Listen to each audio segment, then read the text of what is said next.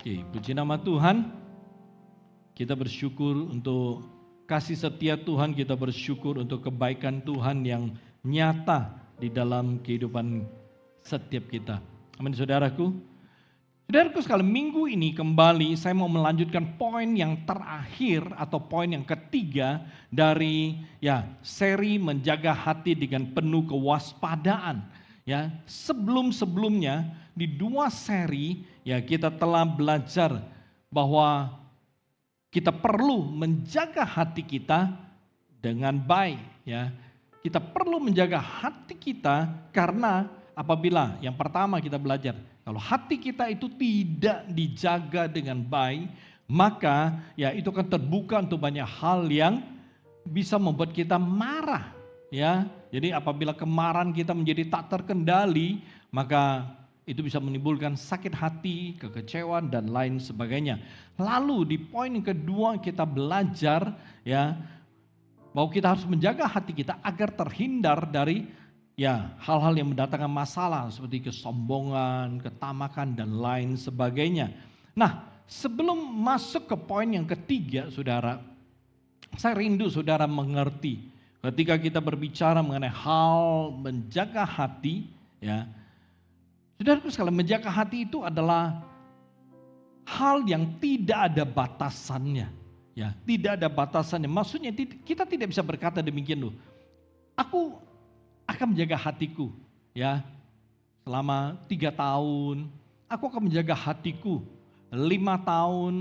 Aku akan menjaga hatiku 10 tahun, 20 tahun atau lamalah 30 tahun. Saudaraku sekalian, kita perlu mengerti dengan sangat amat jelas.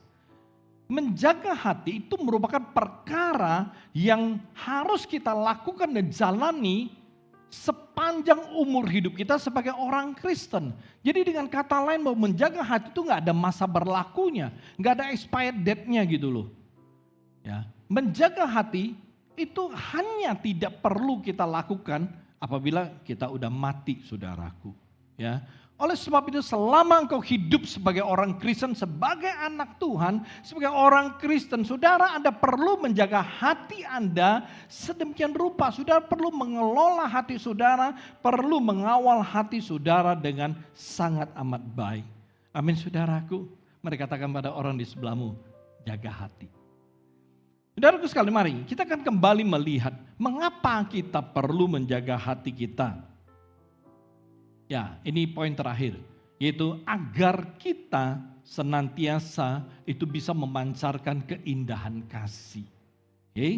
Kita harus menjaga hati kita agar hati kita itu bisa senantiasa memancarkan keindahan kasih. Kita mulai dengan firman Tuhan, saudaraku sekalian, di dalam 1 Korintus pasal yang ke-13 ayat pertama sampai dengan ayat ke-8. Saudara boleh catat dan saya percaya ini indah sekali. 1 Korintus 13 ayat pertama sampai ke-8. Saudara perhatikan, saya bacakan untuk saudara ayat per ayat. Sekalipun aku dapat berkata-kata dengan semua bahasa manusia dan bahasa malaikat, tetapi jika aku tidak mempunyai kasih, aku sama dengan gong yang berkumandang dan canang yang gemerincing. Sekalipun aku mempunyai karunia untuk bernubuat, dan aku mengetahui segala rahasia dan memiliki seluruh pengetahuan, dan sekalipun aku memiliki iman yang sempurna untuk memindahkan gunung, bukan memindahkan duit orang. Tetapi jika aku tidak mempunyai kasih, aku sama sekali tidak berguna. Ayat ketiga, dan sekalipun aku membagi-bagikan segala sesuatu yang ada padaku, bahkan menyerahkan tubuhku untuk dibakar, tetapi jika aku tidak mempunyai kasih, sekalipun tidak ada faedahnya bagiku. 4, ini menarik. Kasih itu sabar, kasih itu murah hati, ia tidak cemburu, ia tidak memegahkan diri dan tidak sombong, ia tidak melakukan yang tidak sopan dan tidak mencari keuntungan diri sendiri. Ia tidak pemarah dan tidak menyimpan kesalahan orang lain.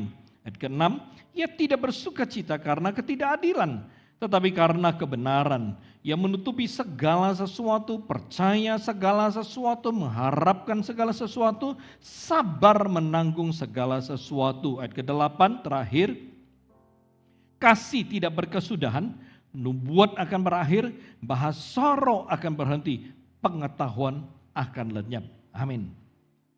Luar biasa. Saudaraku sekalian, ini hal yang sangat luar biasa. Ya. Nah, seperti yang saya sampaikan di poin pertama, apabila saudara masih mengingatnya, bahwa salah satu hal yang kita perlu untuk menjaga hati kita adalah kita harus memiliki kasih.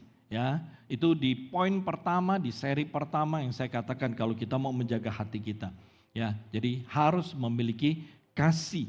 Nah, saudaraku sekalian, perhatikan, untuk bisa memiliki kasih, maka kita harus mengisi hati kita itu dengan kasih. Ya. Nah, ketika kita mengisi hati kita dengan kasih, maka hati kita itu akan dipenuhi dengan kasih. Dan apabila hati kita telah ada kasih, telah memiliki kasih, telah dipenuhi kasih, maka kita baru bisa memancarkan kasih itu, kita baru bisa mengalirkan kasih itu melalui kehidupan kita. Amin, saudaraku. Oleh sebab itu kita perlu sekali menjaga, mengelola, mengawal hati kita dengan sebaik mungkin. Ya, agar ya kasih yang telah ada di dalam hati kita itu bisa tetap aktif, bisa tetap hidup, saudaraku sekalian, dan baru bisa dipancarkan keindahannya di dalam kehidupan kita setiap hari. Bukan seminggu sekali, bukan 1 bulan sekali, bukan 6 bulan sekali, bukan setahun sekali, tapi tiap hari. Oleh sebab itu ketika saudara ya punya kasih, pancarkan kasih, alirkan, refleksikan kasih itu setiap hari. Ya, dengan kata lain, bahwa kasih itu bukan kita periodekan gitu. Oh, Senin, mesti memancarkan kasih. Rabu, Jumat, gue mesti memancarkan kasih. Oh, Minggu, itu penting. Hari ke-7 mesti pancarkan kasih orang Kristen. Ya, hari Minggu. Penting memancarkan kasih. Saudaraku sekalian, bukan demikian. Ya, apabila hatimu telah berisi dengan kasih, maka harus dipancarkan setiap hari. Jikalau kita tidak menjaga hati kita dengan baik, perhatikan saudara-saudara sekalian, maka kasih yang ada di dalam hati kita itu tidak bisa dipancarkan, tidak bisa direfleksikan dengan baik. Bukan hanya tidak bisa dipancarkan, bisa-bisa malah ya kasih itu makin lama makin pudar dan akhirnya hilang dari dalam hati kita. Oleh sebab itu saudaraku sekalian, coba saudara periksa. Kira-kira di dalam hati saudara hari ini masih ada kasih atau enggak. Kita kembali, seturut dengan perikop yang kita baca tentang kasih. Ya, di 1 Korintus pasal 13 ayat 1 sampai 8 di atas. Kita mendapati saudaraku sekalian ya bahwa kasih itu adalah hal yang sangat amat indah, sangat penting ya dan sangat berharga. Lalu dampak dari kasih itu luas sekali ya di dalam kehidupan ini. Oleh sebab itu saudaraku sekalian, saya rindu sekali ya saudara mulai mengerti ya betapa dahsyatnya kasih itu di dalam kehidupan kita. Nah, saudaraku sekalian, saya mengajak saudara untuk melihat sebuah kasus ya tentang betapa luar biasanya itu kasih. Ya, kita akan lihat mulai dengan firman Tuhan di Kejadian pasal 37 ayat ke-3 sampai dengan ke-4. Ya. Kitab Kejadian pasal 37 ayat 3 sampai 4, Israel lebih mengasihi Yusuf dari semua anaknya yang lain. Sebab Yusuf itulah anaknya yang lahir pada masa tuanya. Dan ia menyuruh membuat jubah yang maha indah bagi dia. Perhatikan keempat, setelah dilihat oleh saudara-saudaranya bahwa ayahnya lebih mengasihi Yusuf dari semua saudaranya, maka bencilah mereka itu kepadanya dan tidak mau menyapanya dengan ramah. Ya. Oleh sebab itu jaga hati itu penting saudaraku. Abang-abang Yusuf nggak jaga hati. Ya, jadi iri hati, ya, lalu membenci. Kita kembali, perhatikan saudaraku sekalian, saya percaya rata-rata kita sudah tahu akan cerita ini. Ya, Yusuf merupakan anak yang sangat disayang oleh orang tuanya. Dia selalu mendapat yang terbaik di dalam kehidupannya. Ya, makanan selalu dapat yang terbaik, banyak, ya, baju-bajunya bagus, diperlakukan dengan sangat berbeda. Ya, dengan kata lain, contoh, abang-abangnya perlu kerja, mesti kerja, dia kagak usah kerja, nggak perlu kerja, saudaraku. Ya, dia di rumah gitu loh. Ya, sedangkan abang-abangnya perlu, ya, ladang, jaga domba dan lain sebagainya. Nah, saudaraku sekalian, perlakuan dari orang tuanya itu kemudian menghasilkan rasa benci dari abang-abangnya. Ya, perlakuan orang tuanya itu ya kemudian membuat abang-abangnya itu menjadi marah. Perhatikan seperti yang saya katakan di seri pertama. Kalau kita tidak mengendalikan kemarahan kita bisa menghasilkan kekecewaan. Dari kekecewaan bisa menimbulkan sakit hati. Dari sakit hati bisa menjadi benci. Ya, itu yang terjadi dengan abang-abangnya.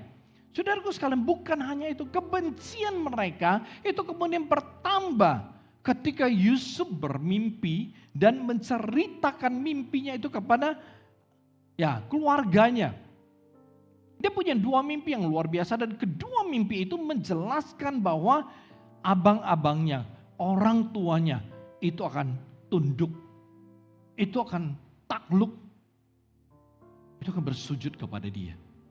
Saudaraku sekalian, ketika mendengar mimpi tersebut, emosi dari abang-abangnya nggak tahan, saudaraku. Ya, kemarahan mereka ya udah sampai ke ubun-ubun, saudara, udah sampai puncaknya. Ya, bukan juara, bukan nomor 1, tapi kemarahannya udah puncak, saudaraku sekalian. Oleh sebab itu, ya ingat, ketika hati kita dipenuhi dengan kebencian, maka seringkali ada niat-niat jahat itu mulai bermunculan, baik di hati kita maupun di pikiran kita. Saudaraku sekalian, coba saudara bayangkan, ya, coba bayangkan. Ketika saudara, ini contoh nih, ketika saudara membenci satu orang, apa yang terjadi? Ya, ketika saudara benci sekali rekan kerja saudara, ya, rekan bisnis saudara, atau teman sekolah, atau apapun, ya. Atau ya family, kalau saudara benci sama dia, apa yang terjadi? Dalam hati selalu ada niat yang gak benar, yang gak baik, yang jahat gitu. Aduh, semoga ya tabrakan, semoga usahanya bangkrut, semoga duitnya dimakan orang, semoga dipatah kaki dan lain sebagainya. Amin, saudaraku. Ketika ada kebencian, itu nggak usah diundang tuh niat-niat atau pikiran jahat bermunculan. Jadi kreatif sekali kita. Amin. Kreatif sekali memikirkan hal-hal yang nggak baik. Semoga. Bukan, ya benar-benar luar biasa, saudaraku. Ya, ketika saudara benci sama seorang, saudara rajin sekali berdoa untuk dia. Semoga celaka, semoga doanya nggak baik, saudaraku. Ya, rajin sekali. Semoga intinya rusak, semoga mobilnya mogok di tengah jalan. Didoakan setiap hari. Oleh sebab itu kita perlu berhati-hati, ya, jaga hati kita. Saudaraku sekalian, Koko atau abangnya Yusuf sudah sangat membenci dia. Sehingga bukan saja mendengar suara Yusuf aja mereka udah keki banget gitu loh. Udah marah. Oleh sebab itu perhatikan saudaraku sekalian. Ketika mereka melihat Yusuf, kesempatan yang baik datang.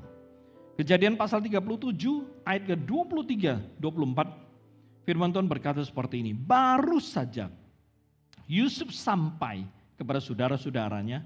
Mereka pun menanggalkan jubah Yusuf. Jubah maha indah yang dipakainya itu. Ayat 24. Dan mereka membawa dia dan melemparkan dia ke dalam sumur. Sumur itu kosong, tidak berair. Perhatikan ayat 28, kita lompat ke ayat 28. Ketika ada saudagar-saudagar Midian lewat, Yusuf diangkat ke atas dari dalam sumur itu. Kemudian dijual kepada orang Ismail itu dengan harga 20 sikal perak. Lalu Yusuf dibawa mereka ke Mesir. Perhatikan saudaraku sekalian.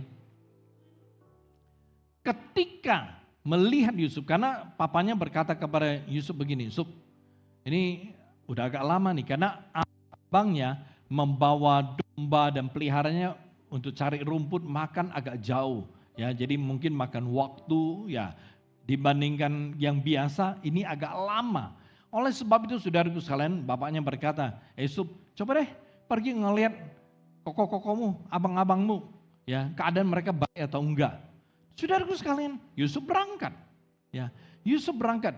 Ketika dari jauh, ya kokonya itu melihat Yusuf, saudaraku sekalian, kebencian mereka itu benar-benar muncul. Kebencian mereka itu kemudian luar biasa dan mereka ya kemudian merencanakan untuk membunuh Yusuf. Tetapi ada yang berkata, dia saudara kita, darah daging kita, jangan dibunuh.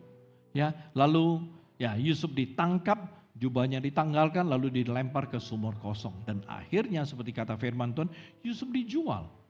Ya, Yusuf dijual. Perhatikan saudaraku sekalian, ketika Yusuf dijual oleh abang-abangnya, Yusuf mulai melalui sebuah perjalanan hidup yang berbanding terbalik dengan yang dia alami. Saudaraku sekalian, dia bisa tidur dengan baik, tempat tidur yang nyaman, makan yang enak, pakai baju yang bagus, ya. Pokoknya diperlakukan dengan sangat amat baik. Tetapi ketika dia sudah dijual oleh kokonya, saudaraku sekalian, Yusuf memulai sebuah perjalanan hidup yang penuh dengan penderitaan. Yusuf yang sangat muda itu mulai melangkah di dalam penderitaan hidup yang luar biasa. Dia harus mulai makan makanan yang memang disediakan apa adanya untuk seorang budak. Kejadian pasal yang ke-38. Lalu ketika dia kerja, dia difitnah oleh majikannya. Lalu ditangkap dan dipenjarakan. Kejadian pasal 39. Lalu kemudian dia menolong satu orang dalam penjara dan kemudian ya dilupakan. Kebaikannya dilupakan, pertolongannya sama orang itu. Kejadian pasal 40. Saudaraku sekalian, Yusuf menjalani sebuah kehidupan yang sungguh-sungguh berbeda. Mungkin Yusuf tidak pernah bermimpi bahwa dia akan hidup dalam penderitaan. Yusuf memang tidak pernah punya mimpi yang lain, dia hanya punya 2 mimpi saudaraku. Dan mimpi yang memang dia dapat adalah keluarganya sujud menyembah dia, orang tuanya tunduk kepada dia. Itu mimpinya. Dia gak pernah mimpi yang buruk, dia gak pernah mimpi dia jadi budak, dia kemudian mesti kerja keras, dia mesti dipenjarakan, dia mesti diperlakukan yang tidak baik, dia mesti makan yang tidak enak dan lain sebagainya. Saudaraku sekalian, saya percaya kita semua pernah bermimpi, amin. Ya. Dan kita lebih senang kalau mimpinya indah-indah gitu loh. Ya, mimpinya indah-indah gitu daripada mimpi yang buruk-buruk. Ya. Dan rata-rata orang bermimpi, mimpinya indah. Ya. Oleh sebab itu kadang-kadang kita bahaya, kenapa? Tadi malam mimpinya indah sekali. Ya. Tapi kalau orang mulai ketakutan murung, kita tahu mimpinya, semalam mimpi gak enak nih. Kenapa? Begini. Takut. Nah saudaraku sekalian, sama dengan Yusuf. Dia punya 2 mimpi yang sangat indah dan gak punya mimpi yang lain. Tapi kenyataan hidupnya bahwa itu satu mimpi buruk. Dia diperlakukan dengan sangat tidak adil. Dan ini satu hal yang sungguh-sungguh harus kita mengerti. Saudaraku sekalian, Yusuf muda, ya, seorang yang merupakan korban dari perlakuan karena kebencian dari saudara-saudaranya. Tapi ada perkara yang sangat indah yang bisa kita lihat di dalam kehidupannya. Kejadian pasal yang ke-41, ayat ke-39 sampai 41 saya bacakan. Kata Firaun kepada Yusuf, oleh karena Allah telah memberitahukan semuanya ini kepadamu, tidaklah ada orang yang demikian berakal budi dan bijaksana seperti engkau. Engkaulah menjadi kuasa atas istanaku dan kepada perintahmu seluruh rakyatku akan taat. Hanya tata inilah kelebihanku daripadamu. 41. Selanjutnya Firaun berkata kepada Yusuf, ini menarik. Dengan ini aku melantik engkau menjadi kuasa atas seluruh Mesir. Ketika kita nonton film, saudaraku sekalian, apalagi film-film action gitu, ketika jagoan kita, ya favorit kita, saudaraku sekalian, wah, kemudian waktu dia mungkin ditangkap, dipukulin, pokoknya terluka parah, ya. Tapi ketika dia mulai sembuh, dia mulai latihan kembali, dia mulai fit dan dia mulai mencari musuhnya, ya. Dan satu persatu musuhnya itu ya disamperin sama dia, dikalahkan sama dia. Itu momen yang sangat excited bagi kita kan. Layo jagoannya, balik lagi. Itu ketika keadaannya itu mulai berbalik, itu bagian yang paling seru, ya. Kita kadang-kadang kita senang nontonnya di sini, jagoannya udah mulai nih, mulai perkasa kembali. Kita mulai senang, kenapa? Musuh-musuhnya satu persatu bakalan dihabisin. Saudaraku sekalian, Kejadian 41, kalau kita baca kadang-kadang saya senang sampai di pasal ini. Kenapa? Di pasal ini, Kejadian 41, Tuhan membalikan keadaan Yusuf. Tuhan membalikan keadaannya, saudaraku. Perhatikan, ini menarik. Dari seorang narapidana, itu Tuhan balikan keadaan, Tuhan jadikan dia pengusaha nomor 2 paling berkuasa di Mesir.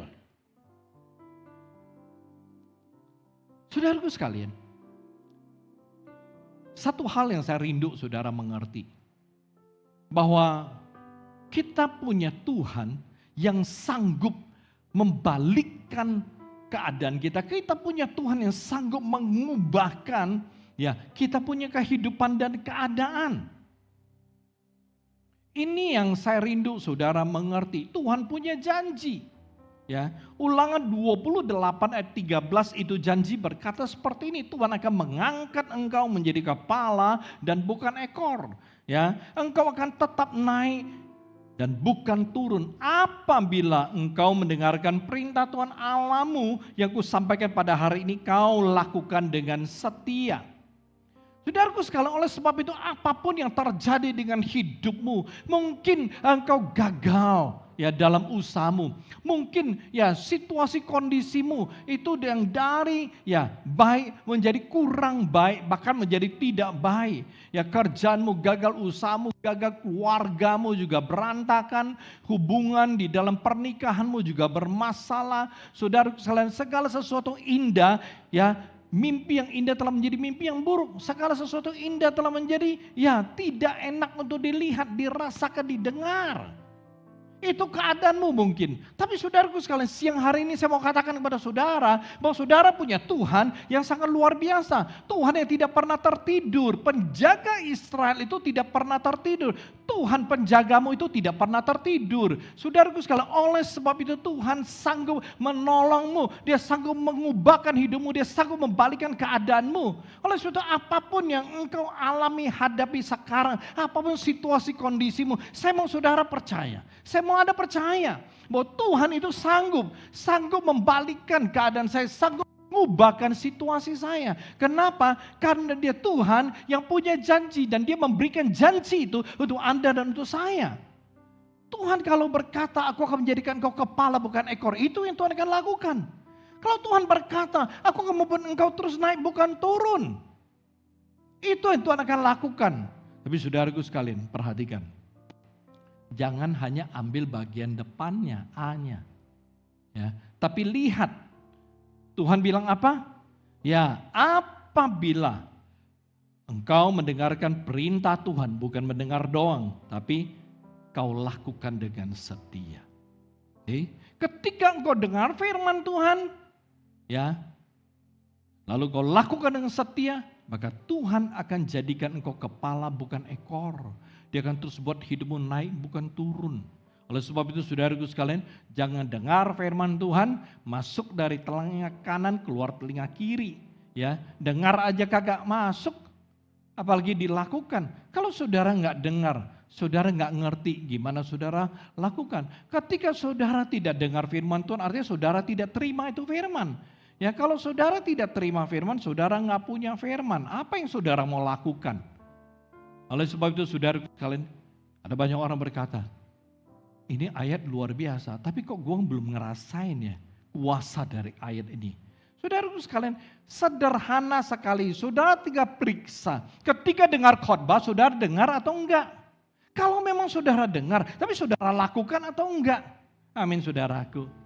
Janji Tuhan itu besar kuasanya. Kita punya Allah yang tidak pernah berbohong. Tapi lakukan bagian kita. Kalau kita lakukan bagian kita, Tuhan lakukan bagian dia kok. Ya, Tuhan tidak pernah lalai janjinya, dia tidak pernah mengingkari janjinya. Tapi masalahnya adalah kita tidak melakukan apa yang Tuhan suruh. Kita tidak bisa mengharapkan hasil doang. Saudara tidak pernah menanam, kapan saudara mau nuai? Saudara nggak pernah nabur, kapan saudara mau nuai? Saudaraku sekalian, ya, saudara pengen makan mangga, saudara nggak pernah nanam mangga, saudara nggak pernah pergi beli mangga. Dari mana saudara bisa makan mangga? Amin saudaraku. Oleh sebab itu kalau saudara dengar itu firman, dengar baik-baik. Ya, simpan firman itu dalam hatimu, lalu lakukan. Seperti apa itu kata firman. Dan kuasa daripada firman Tuhan itu akan bergerak dan mulai bergerak di dalam kehidupanmu, menggenapi apapun yang firman Tuhan itu katakan. Saudaraku sekalian perhatikan.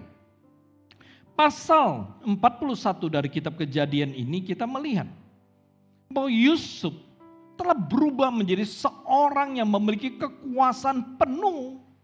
Dan dia merupakan penguasa nomor 2 yang paling hebat di Mesir. Setelah Firaun, dia yang paling berkuasa. Saudaraku sekalian bayangkan gini. Saudara adalah orang nomor 2 yang paling tinggi posisinya di sebuah perusahaan. Ya, artinya saudara punya otoritas besar sekali. Saudara orang nomor 2 di sebuah perusahaan. Jadi saudaraku sekalian, ketika saudara jalan masuk kantor, apa yang terjadi? Pak, semua akan memanggil saudara seperti demikian. Karena saudara adalah orang yang sangat berkuasa, punya otoritas besar di perusahaan tersebut. Semua orang akan, saudara akan memanggil saudara, menghormati saudara. Ya, tapi dalam hati nggak tahu dia menghormati saudara atau enggak. Ya, tapi Pak. Ya. Saudaraku sekalian, perhatikan. Ini menarik. Yusuf, dia punya kekuasaan yang sangat amat besar. Ketika dia punya kekuasaan sangat besar, dia menjadi orang yang sangat hebat. Perhatikan apa yang terjadi selanjutnya. Kejadian 42 kita lompat. Ayat ke-7 sampai ke-8. Ketika Yusuf melihat saudara-saudaranya, segeralah mereka dikenalnya. Tetapi ia berlaku seolah-olah ia seorang asing kepada mereka. Ia menegur mereka dengan membentak katanya, "Dari mana kamu?" Jawab mereka, "Dari tanah Kanaan untuk membeli bahan makan." Memang Yusuf mengenal saudara-saudaranya itu, tetapi dia tidak dikenal oleh mereka. Saudaraku sekalian perhatikan. Kenapa Yusuf bisa menjadi penguasa nomor 2? Karena suatu hari Firaun bermimpi. Ya, dan mimpi Firaun itu aneh bagi Firaun. Oleh sebab itu dia kumpulkan semua orang-orang pintar di seluruh Mesir.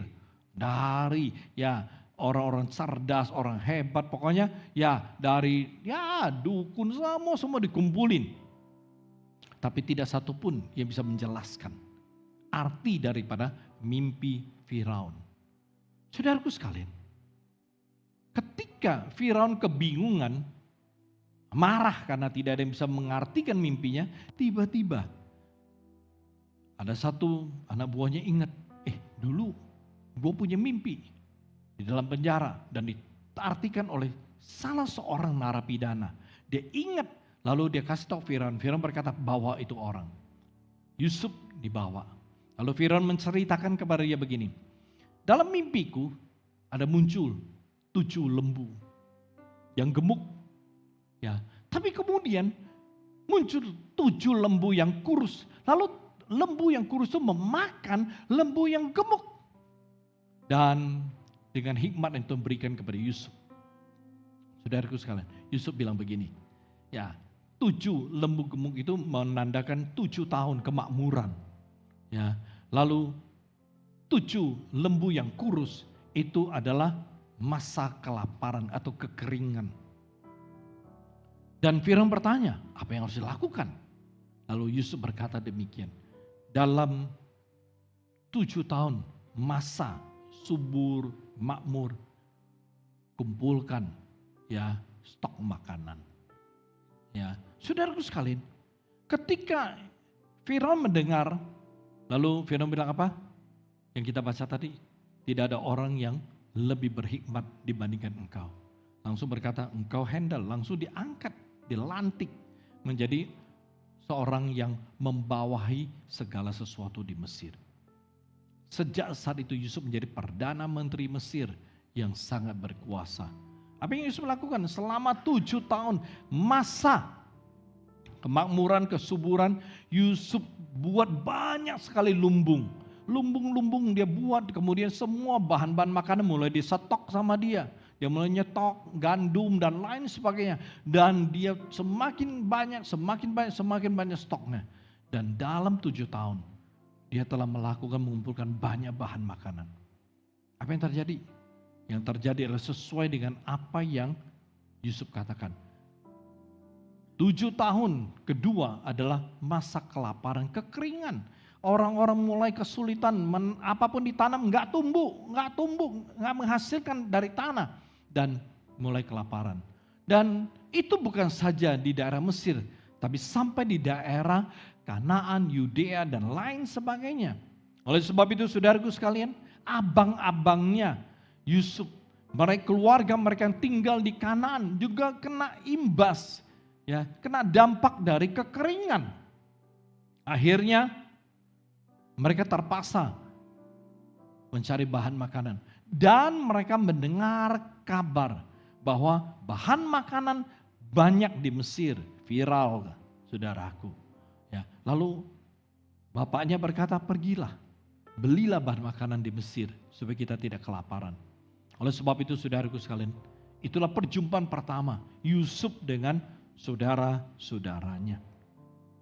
Saudaraku sekalian, Kejadian pasal 45 ayat pertama sampai dengan ayat ketiga. Ketika itu Yusuf tidak dapat menahan hatinya lagi di depan semua orang yang berdiri di dekatnya. Lalu berserulah ia, suruhlah keluar semua orang dari sini. Maka tidak ada seorang pun yang tinggal bersama-sama Yusuf. Ketika ia memperkenalkan dirinya kepada saudara-saudaranya. Dan Yusuf berkata kepada saudara-saudaranya, akulah Yusuf. Masih hidupkah Bapa? Tapi saudara-saudaranya tidak dapat menjawab sebab mereka takut dan gemetar menghadapi dia. Saudaraku sekalian, perhatikan.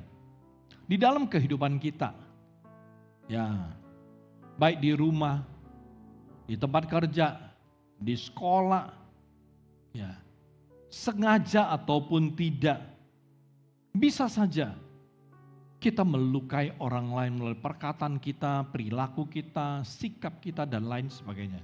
Tapi bisa juga kitanya dilukai oleh orang. Kalau seturut dengan keinginan daging, saudaraku. Saat kita dilukai, saat kita dijahatin sama orang.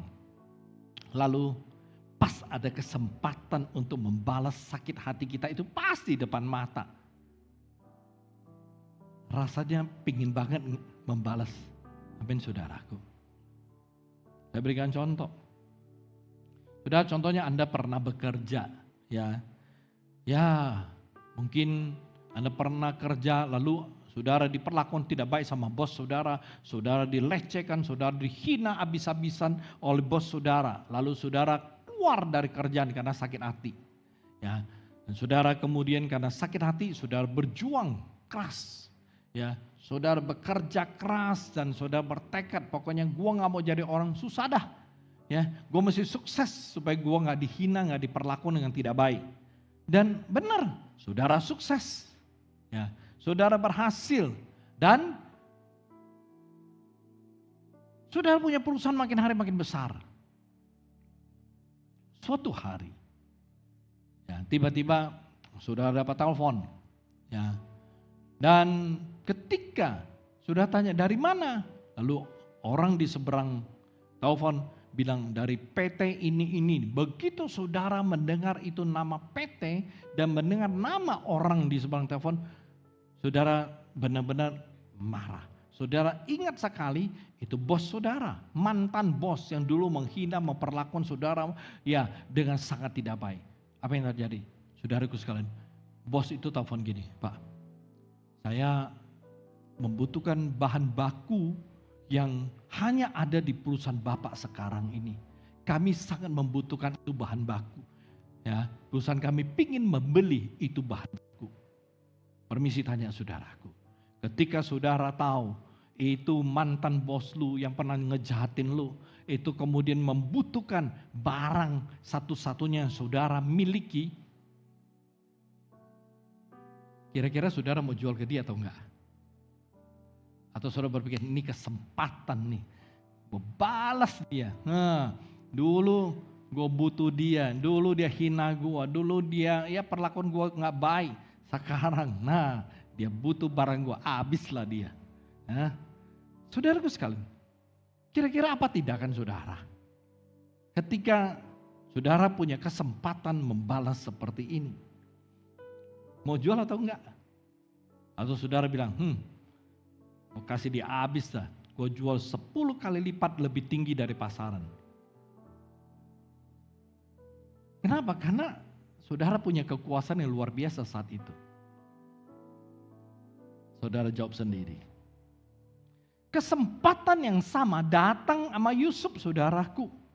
Ya, datang sama Yusuf. Saudara-saudaranya kesusahan itu datang kepada dia. Di saat dia telah menjadi seorang penguasa ya nomor 2 tertinggi di Mesir. Dia punya pasukan yang sangat besar. Dia ngomong satu, maka itu dia lakukan oleh tentara-tentaranya, orang-orang di Mesir. Dia ngomong dua yang dia lakukan. Saudara sekalian, saat melihat saudara-saudaranya, Yusuf tahu bahwa hari ini kalau Tuhan izinkan sesuatu terjadi dalam hidupnya, itu pasti punya rencana. Tuhan pasti punya rencana. Saat itu perangan batin itu terjadi di dalam hati Yusuf, saudara. Ya. Tapi oleh karena Yusuf itu mempunyai hubungan yang sangat baik sama Tuhan. Dan kasih Tuhan itu memenuhi hati Yusuf. Karena dia punya hubungan baik sama Tuhan dan Tuhan itu adalah kasih. Maka kasih Tuhan otomatis itu memenuhi hatinya. Dan saudaraku sekalian, perhatikan ini yang luar biasa. Ketika kasih Allah itu ada di dalam hati Yusuf, maka kasih itu memberi Yusuf kekuatan untuk mengampuni saudara-saudaranya. Kasih yang ada di dalam hati Yusuf itu memampukan Yusuf mengalahkan semua kekecewaannya, semua kemarahannya, semua kepahitannya ya yang lalu. Oleh sebab itu kita melihat bahwa kasih itu sangat luar biasa. Amin, saudaraku. Karena bukan setahun, 2 tahun penderitaan hidup yang Yusuf alami. Enggak, saudaraku. Bukan jangka waktu yang pendek, tapi panjang. Saya percaya bahwa penderitaan Yusuf itu begitu membekas di dalam hatinya. Oleh sebab itu ketika melihat saudara-saudaranya, dia punya kesempatan terbaik memperlakukan mereka dengan tidak baik. Dia punya kesempatan terbaik membalas perbuatan saudara-saudaranya. Tetapi yang Yusuf lakukan justru ya memperkenalkan diri dan menerima keluarganya dan memperlakukan keluarganya dengan baik. Amin, saudaraku. Oleh sebab itu saya katakan bahwa ketika kita sudah memiliki kasih, maka kita mesti jaga hati kita dengan baik. Agar kasih Tuhan yang ada di dalam kehidupan kita itu bisa terus hidup aktif. Sehingga kasih itu bisa terus bergerak dan kemudian terus mengalir keluar seperti mata air yang gak habis-habisnya. Bukan keran ya, keran buka, keluar airnya, tutup, berhenti airnya. Kalau hati kita harus seperti mata air, bukan seperti keran air. Amin saudaraku. Mungkin saudara berkata, duh gimana caranya nih? Saya mengisi hati saya dengan kasih. Saudaraku sekalian, kita bisa mengisi hati hidup kita ya dengan kasih dan lain sebagainya adalah melalui firman Tuhan.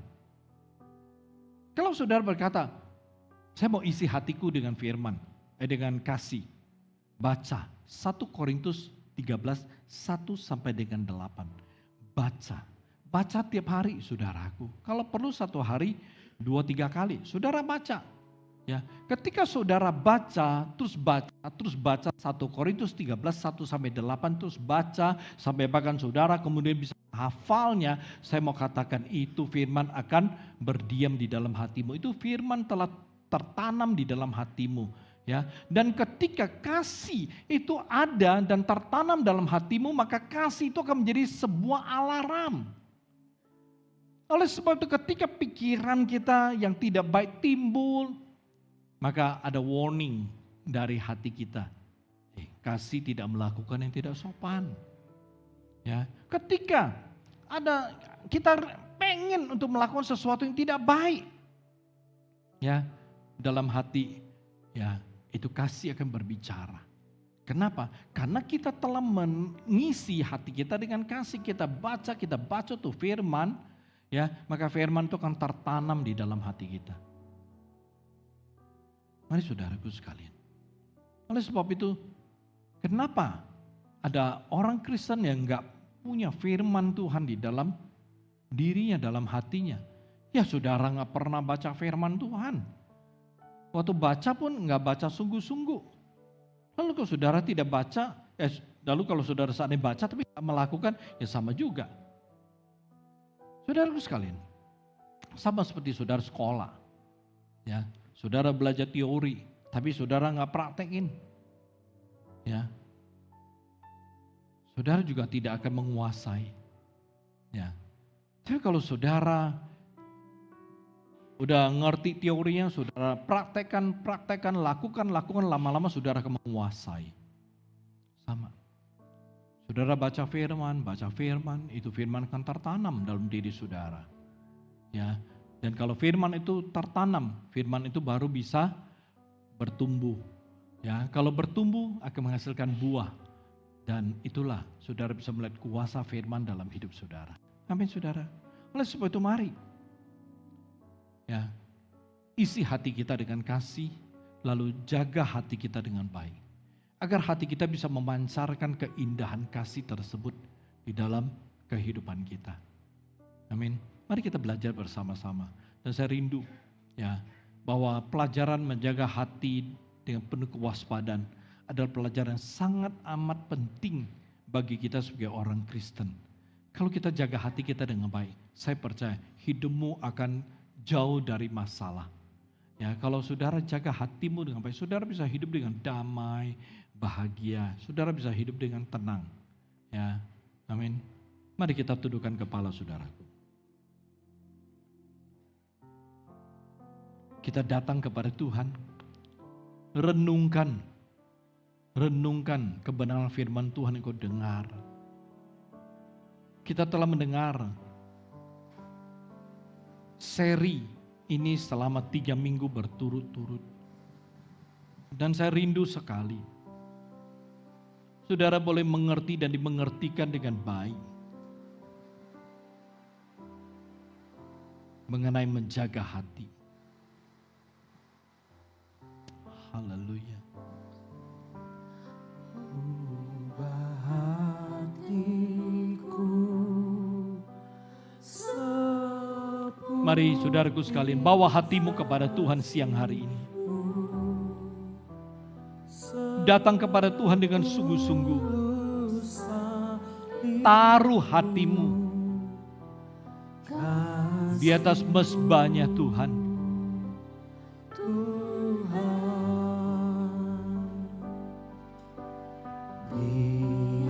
Hatimu yang terluka, hatimu yang sedang sakit, sedang kecewa, sedang marah, hatimu ini penuh dengan kebencian. Mari serahkan kepada Tuhan. Taruh di atas mezbahnya. Persembahkan hatimu dan biarkan Dia mengubah hatimu. Mengubah hatimu yang tidak baik menjadi baik. Mengubah hatimu, memulihkan, menyembuhkan hatimu yang terluka, yang tersakiti.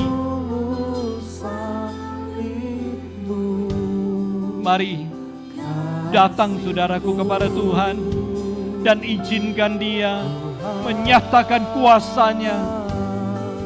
Izinkan Dia untuk melakukan sesuatu bagimu.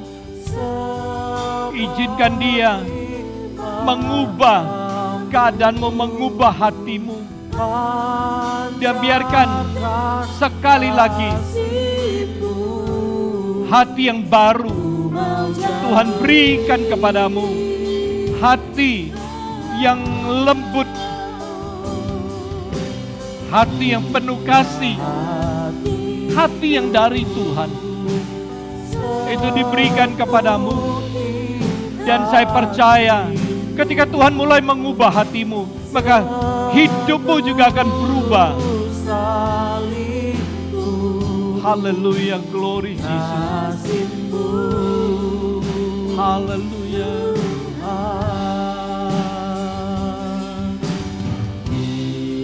Hatiku seperti matamu, ajarkan kasih-Mu, ku mau jadi seperti-Mu. Saudaraku sekalian, saat ini semua orang tundukkan kepala, tutup matamu di hadapan Tuhan. Saya mau berdoa bagimu. Kalau saudara rindu untuk memberikan kau kekuatan agar saudara bisa mengisi hati saudara, memenuhinya dengan kasih. Lalu kasih dari Tuhan yang ada dalam hatimu bisa dipancarkan keindahannya. Bisa direfleksikan keindahannya, bisa dialirkan keluar seperti mata air keindahannya. Saya mau berdoa bagimu. Taruh kedua tanganmu di dadamu. Datang dengan penuh penyerahan kepada Tuhan. Kalau saudara punya hati terluka, tersakiti, kecewa, penuh beban berat, mari serahkan kepada Tuhan. Biar Tuhan punya tangan kasih memulihkan hatimu, mengobati hatimu, menyembuhkan hatimu. Datang dengan sungguh-sungguh kepada Dia. Datang dengan sungguh-sungguh menyerahkan, memberikan hatimu. Buka hatimu untuk Dia. Dan biarlah Dia menyatakan kuasa-Nya atas hidupmu siang hari ini. Haleluya, Jesus, glory. Uribishikian darah balara balara balara balara balara basha. Uribishikian darah balara balara balara balara balara balara basha. Glory Jesus. Bapa, hamba berdoa menyerahkan setiap anak-anak-Mu yang rindu agar hati mereka bisa Engkau isi dengan kasih-Mu yang begitu indah, begitu sempurna. Tuhan sendiri melihat kerinduan mereka. Dan saat ini Tuhan, oh Engkau penuhi hati mereka. Beri mereka kekuatan, mampukan mereka. Sehingga mereka bisa mengisi hati mereka dengan kasih daripadamu. Dan bisa memancarkan kasih tersebut. Kenapa berdoa menyerahkan setiap anak-anakmu yang menyerahkan hati mereka yang terluka, yang tersakiti, yang kecewa, yang marah, yang sedih. Kenapa berdoa mari saat ini. Tuhan lihat dan Tuhan beranugerah lebih atas mereka. Tuhan berdoa saat di dalam nama Yesus, Tuhan pulihkan hati mereka, sembuhkan, obati hati mereka dari semua luka-luka, dari semua kekecewaan, dari semua kesedihan, dari semua kemarahan yang ada di dalam hatinya saat ini dalam nama Yesus. Tuhan cabut, Tuhan angkat, Tuhan gantikan dengan damai sejahtera, Tuhan gantikan dengan sukacita, dan Tuhan penuhi dengan kasih-Mu. Biarlah dia mulai merasa damai daripada Tuhan mulai ada dalam dirinya. Terima kasih Bapak. Kami serahkan firman-Mu. Engkau memberkati firman-Mu. Dan Engkau sendiri menyempurnakan firman-Mu dalam diri hidup setiap anak-anak-Mu. Sehingga mereka beroleh kekuatan baru. Dan hidup mereka semakin hari semakin bertumbuh dan bertumbuh ke arah Engkau Tuhan. Terima kasih. Mulia bagi nama-Mu Tuhan. Di dalam nama Yesus yang sungguh luar biasa. Kami berdoa, kami bersyukur. Haleluya, haleluya, amin, amin.